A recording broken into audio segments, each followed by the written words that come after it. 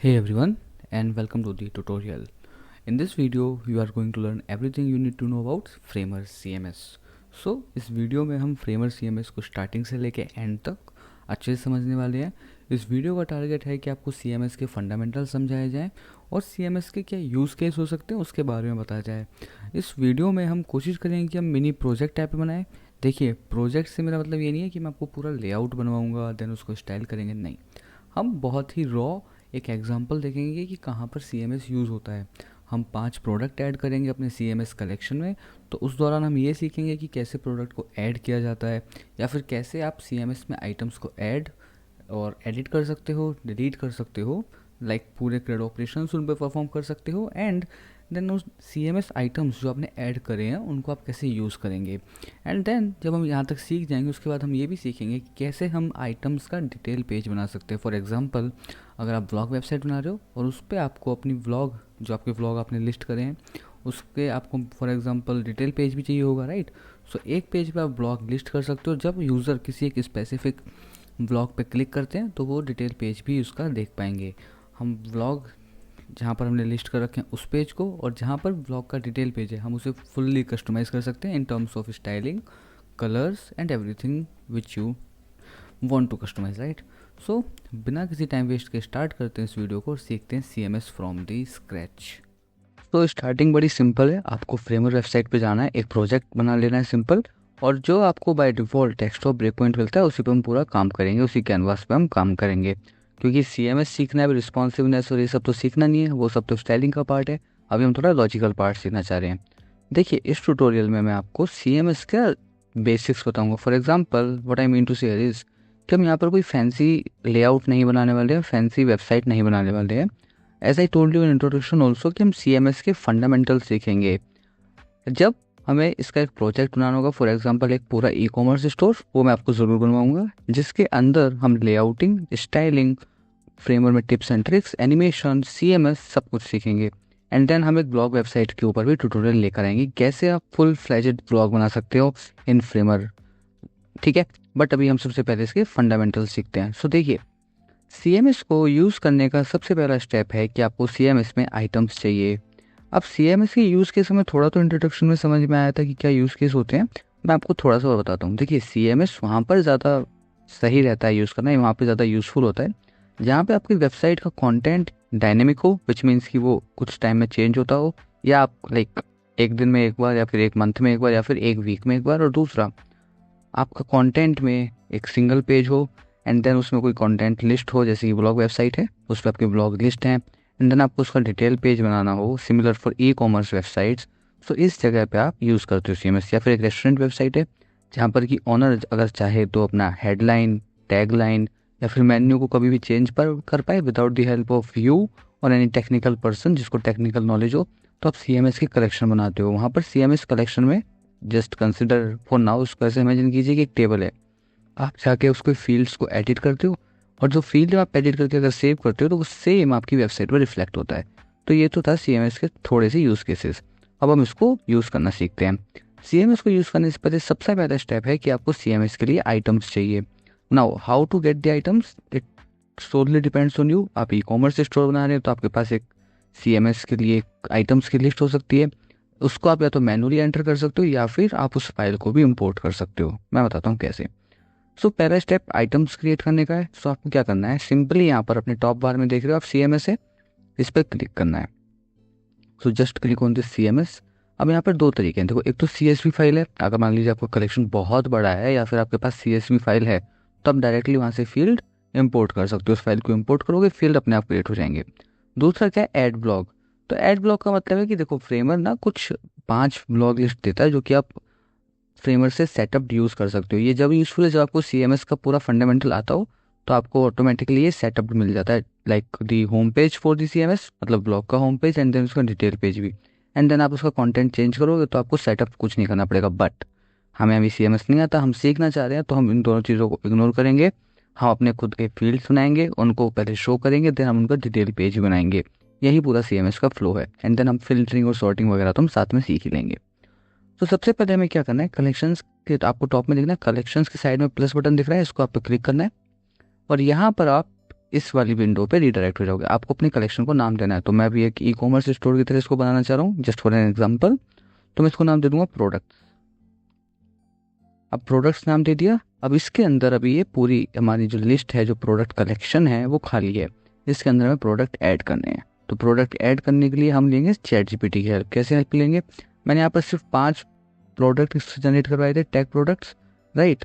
और हम इसका हेडलाइन एंड इसकी डिस्क्रिप्शन को हम यूज़ करेंगे, राइट।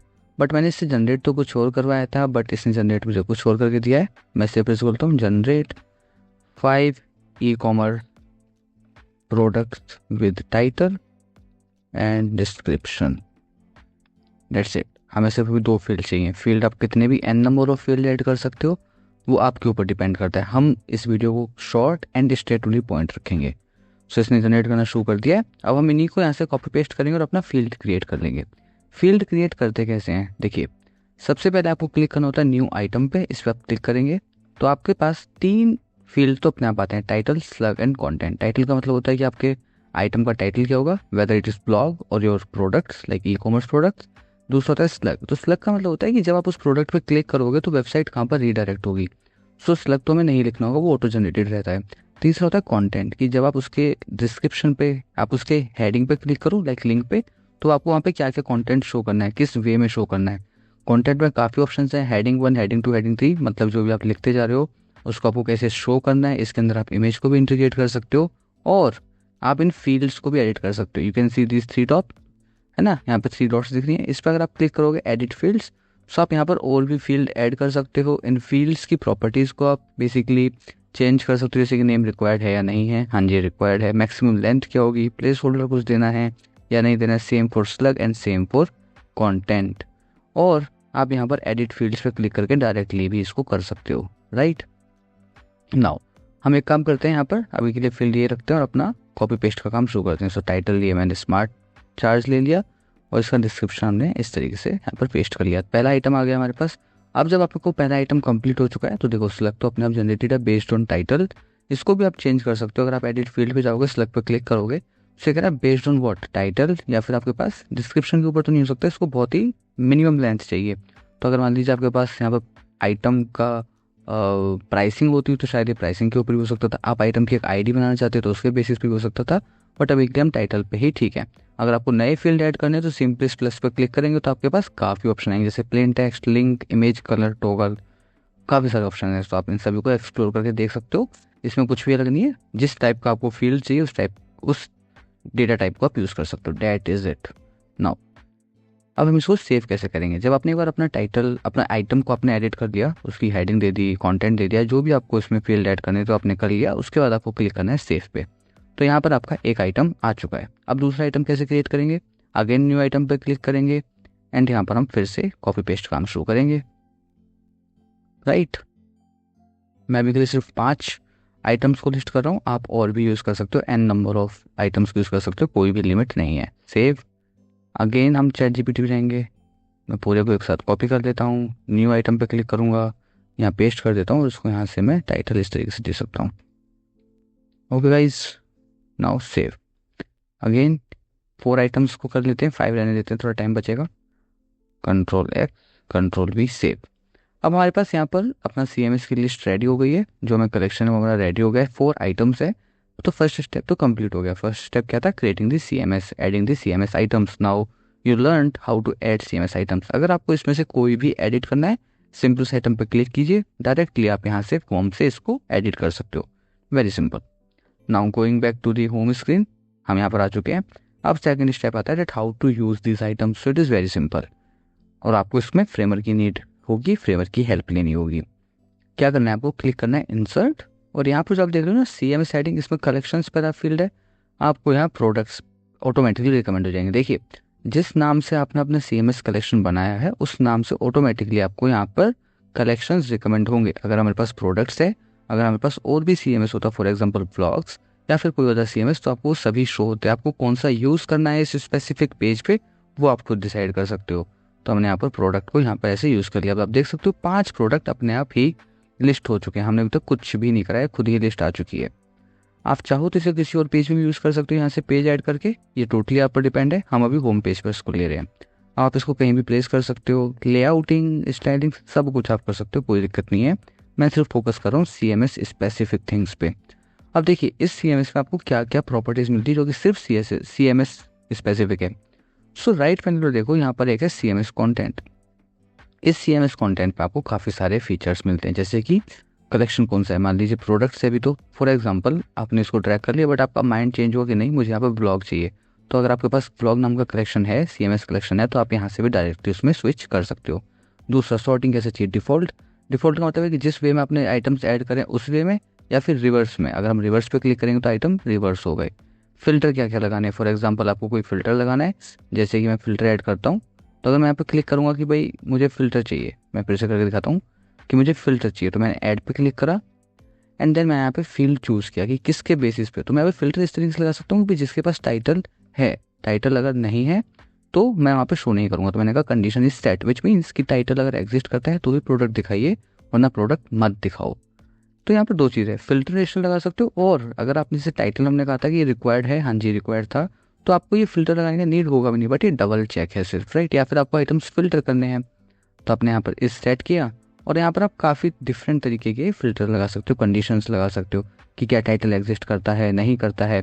इक्वल्स में क्या होगा, अगर आप क्लिक करोगे तो आप यहाँ पर एक वेरिएबल एंटर कर सकते हो कि अगर टाइटल इस वैल्यू के इक्वल है तो ही शो करो, वरना मत शो करो। तो इस नाम का तो कोई टाइटल है नहीं, इसलिए हमारे पास कोई कलेक्शन नहीं आ रहा। तो इस तरीके से आप वेरियस फिल्टर लगा सकते हो, और अगर आपको हटाना है तो आप डायरेक्ट यहाँ से हटा सकते हो। इस मैच का मतलब है ऑल या एनी, कि अगर मान लीजिए आपने 3-4 फिल्टर लगाए, तो पहली कंडीशन है ऑल, कि वही आइटम शो करो जो इन सारे फिल्टर्स को मैच करते हैं। अगर नहीं तो मत शो करो। और एनी का मतलब है कि इनमें से, मान लीजिए आपने एक फिल्टर लगाया, 2 लगाया, 3 लगाया, कि इनमें से अगर एक भी मैच करता है तो आप शो कर दीजिए। सो वो आपकी इस कंडीशंस पे रिक्वायर्ड है कि आपको कैसा फिल्ट्रेशन चाहिए। Got it. तो यहाँ से आप फिल्ट्रेशन कर सकते हो।